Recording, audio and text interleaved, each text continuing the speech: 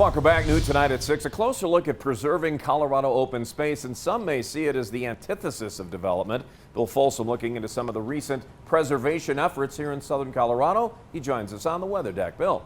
Yeah, there are open spaces that are purchased and turned into parks, but that is fiscally very expensive and limited by budgets. There's another thing happening called conservation easements. It keeps private land forever as open space.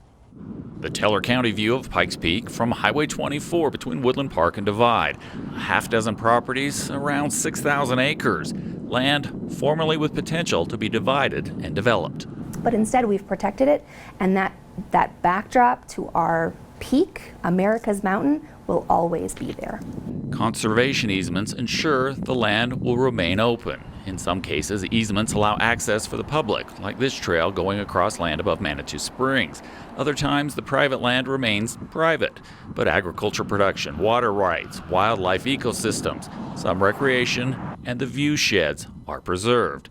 It's a value different than development. Keep the property in production, keep it as open space. Private lands conservation is a bigger part of conservation than anyone really realizes. Another example is just north of the El Paso County line, land along the Gap. Front range property that won't be developed because of conservation easements put in place decades back. Nearby development would have pushed up the property values. Property owners agree to the legally binding easements. By restricting uses, it keeps property values down and they get tax incentives. And I think as long as the economy is strong, there's a demand for real estate development. And again, nothing wrong with that, but we just need to